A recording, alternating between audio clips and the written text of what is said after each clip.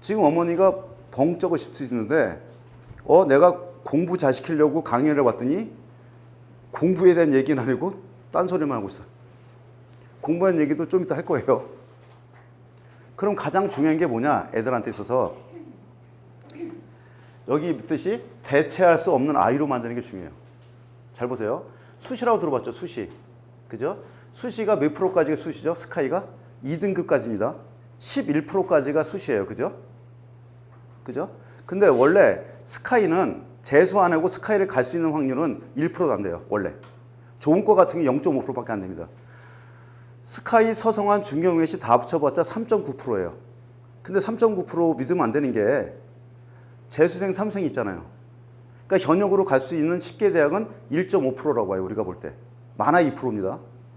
그리고 또 특히 원하는 과를 간다는 거는 거기서 더 줄죠. 내가 보내고 싶은 과는. 그죠? 근데 얘네들이 문제가 뭐냐면 지금 저한테 컨설팅을 받으러 오는 직업군이 제일 많은 게 의사입니다. 의사가 제일 많아요. 저한테 컨설팅 받는 학생 중에서. 왜? 자기가 공부는 전교 1등을 도맡아서 의대를 갔어. 그 졸업을 했어. 내가 생각했던 벌이만큼 그 벌이가 안 이루어집니다. 지금 현재. 예를 들어서 하나 문제를 낼게요. 연세대 의대하고 충남대 수의학과하고 어디가 돈을 더 잘 벌 것 같으세요? 답은 충남대 수의학과입니다. 왜 그런지 보여드릴게요. 우리나라 수의학과는 서울에 서울대하고 건국대학밖에 없고 지방에 8개 대학에서 총 10개 대학밖에 없고 1년 졸업생은 1,500명입니다. 우리의 인생은 이걸 아셔야 돼요. 부모님이 좀 내가 생활이 힘들다. 왜 힘드냐?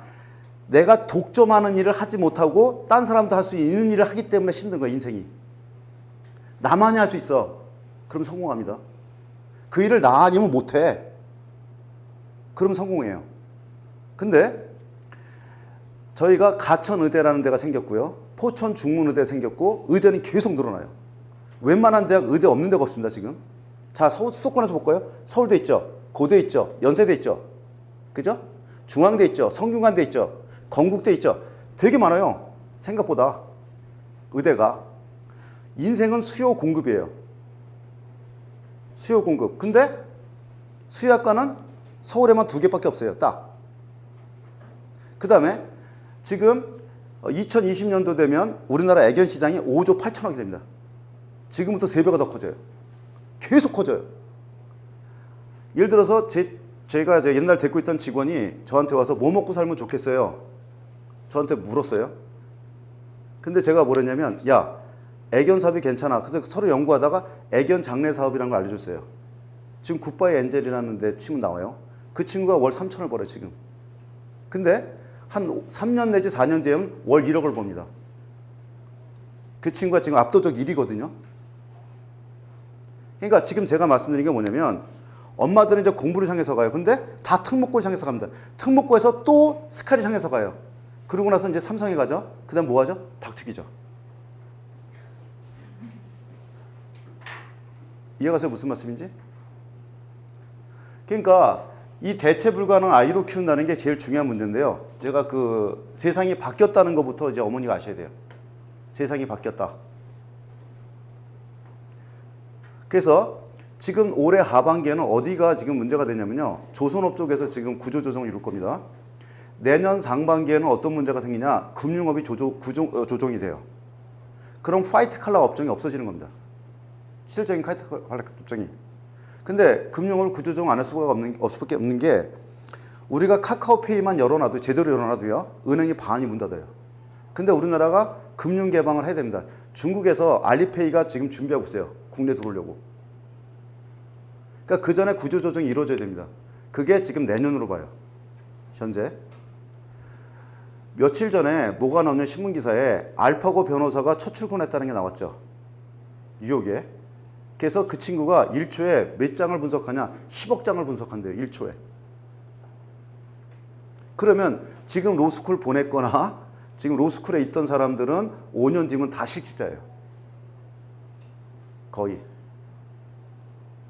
그러니까 뛰기 전에 생각을 하시면서 뛰어야 돼요. 세상이 바뀌었다.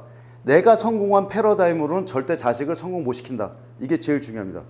그래서 구체적으로 말씀을 드리면 뭐 이런 얘기들은 많이 들었으니까 기준점을 보여드릴게요. 서울대 동문과외가 92년도에는 취직을 했어요. 학점이 2.7밖에 안 돼요. 3.0도 안 넘어. 어학 점수 없어. 저도 토익 시험을 안 봤어요. 대학교 다닐 때.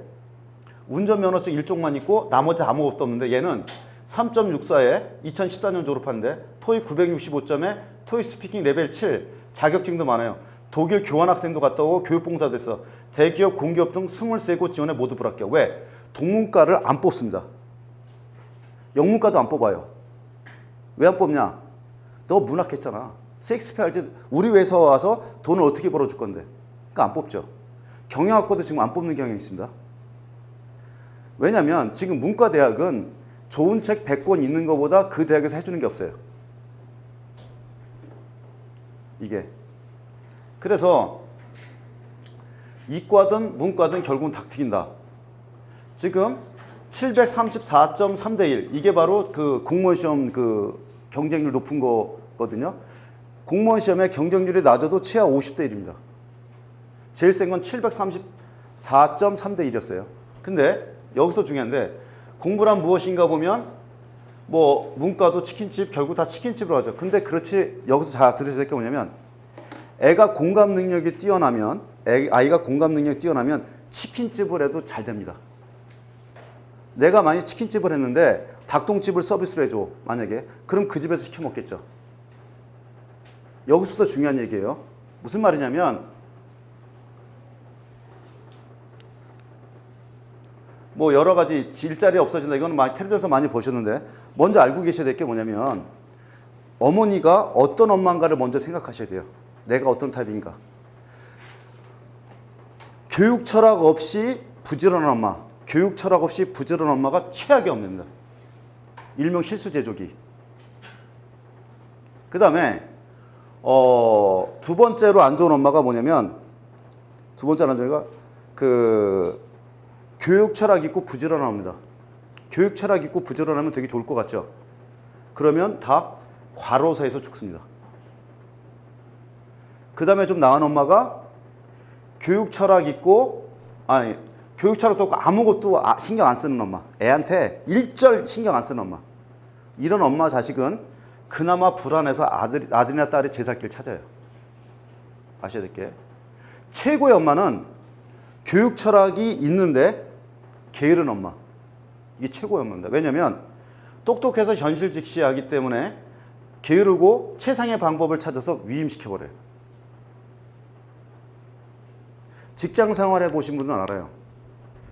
어떤 사람이 최악의 상사냐면 무식한데 부지런한 상사가 최악의 상사입니다. 근데 최고의 상사는 어떤 사람이면 똑똑한데 게을러가지고 자기가 일 안 하고 위임시켜요. 방법 찾아서.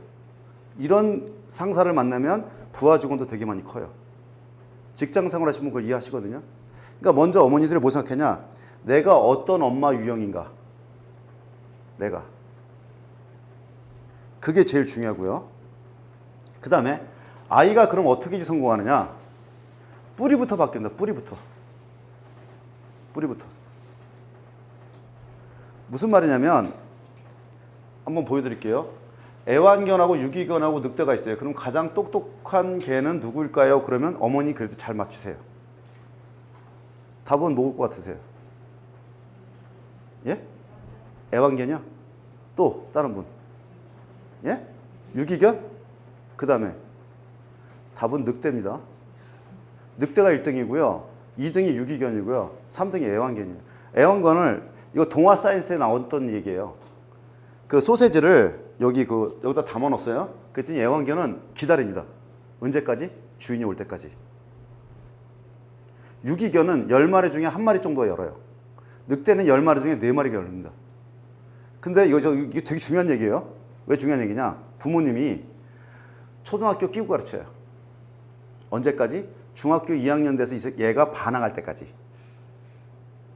반항할 때. 반항이 빨리 오면 더 좋은 겁니다. 반항이 빨리 오면 엄마가 포기하니까. 이거 알고 계셔야 돼요.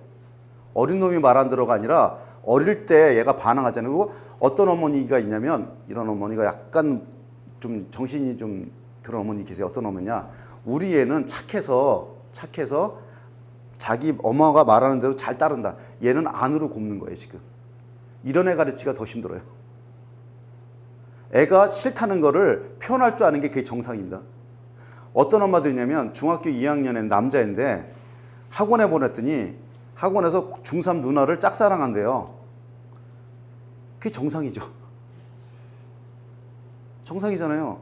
안 그러면 얘가 홍석천이죠. 그죠? 그게 정상이에요. 그리고 옆집에는 뭐 하루에 3시간씩 앉아있다. 색상에 앉아있으면 우리 애는 10분을 못 앉아있는데 3시간 앉아있는 애가 비정상입니다. 얘는 자폐기 있는 애. 병원에 빨리 들어가셔야 돼요. 그러니까 엄마가 먼저 정상과 비정상을 구별을 못하는 거죠. 그러니까 우리 애가 산만하다. 그럼 정상이에요. 초중등생의 뇌는 원래 산만해요. 원래. 80 먹은 할아버지가 산만한 거 보셨나요? 그러니까 초중등생 성장 과정에 그게 정상이에요. 원래. 그래서 우리나라 같은 경우 어떻게 하냐, 보통 엄마가 애완견처럼 키워요. 그러다 중학교 2학년 되면 이제 뭐냐면 애가 막 뭐라 그러면 이제 엄마가 뭐라 그러죠. 그러니까 네 맘대로 해. 막 그러죠. 유기견 되죠. 그렇게 살아가요, 애들이. 제가 하나 말씀드릴게요. 조선 왕 중에서 최초의 세자 교육을 받은 왕이 누굴 것 같으세요? 제가 강연하면서 딱 한 분이 맞췄어요. 그래서 제가 직업이 뭐예요? 그랬더니 초등학교 선생님이더라고요. 딱 한 번 맞췄는데 최초의 세자 교육을 받은 사람은 연산군입니다. 연산군. 근데 연산군은 어릴 때부터 조기 교육을 받았어요. 맨날 책 읽고 막 미친 듯이 공부시켰죠. 왕 된 다음에 또라이 됐잖아요. 애들한테는 야성이 있어야 돼요. 야성이. 자립심도 있어야 되고. 그래서 최초의 교육을 최고의 성군으로 불리는 사람이 누구냐면 세종과 태종입니다. 그러면 태종과 세종은 어떤 걸 갖느냐? 특히 세종대왕은 어릴 때 책 읽으면 공부하면 찢었어요. 태종이. 네가 지금 공부를 한다는 거는 첫째 세자는 양녕대군의 자리를 위태롭게 하는 것이다. 언제부터 공부시키냐? 양녕대군 폐위시키고 나서 그 다음부터 본격적으로 세자교육을 시킨 거지 어릴 때는 절대 못하겠습니다. 그러니까 세종은 뭐냐? 공부를 안 시키니까 애들이 어떻게 가죠? 반대로 가잖아요. 반대로. 저는 고등학교 2학년 때 대학을 갔어요. 검정고 출신인데 제가 85학번 성대, 86학번 연대, 87학번 고대학번입니다. 결국 서울대 가려고 사수에다가 못 갔는데 제가 그럼 고등학교 2학년 때 대학을 갔던 가장 큰 이유는 무엇이냐? 어머니가 재혼하셨어요. 근데 전 재혼을 반대했습니다. 그랬더니 엄마가 내 인생 내가 사는데 무슨 상관이었어요? 저는 집을 나왔는데 엄마가 저를 잡을 줄 알았어요. 근데 안 잡고 네 인생 네가 사는 거고 네가 깡패가 안 되면 내 손에 장을 지져라. 그래서 저는 엄마한테 복수하려고 공부했어요. 사춘기 애들은 부모가 시키는 대로 반대로 갑니다. 반드시. 반대로 갑니다. 그렇기 때문에 부모가 아셔야 될 게 뭐냐면 이런 거예요. 초등학교 3학년 때까지는 정말 풀어놔도 상관없어요. 그럼 공부를 시키고 싶다. 초4부터는 잡으셔야 돼요. 초4, 5, 6 중학교까지 잡아야 돼요. 6년간을. 그러고 나서 꼭 인문계를 보낼 필요는 없습니다. 이 말씀이 되게 중요한 말씀이에요. 경쟁력은 갖추되 경쟁이 치열하지 않은 데를 보내셔야 돼요. 경쟁이 치열한 데로 보내면 애들 인생은 끝 없이 죽을 때까지 고생합니다.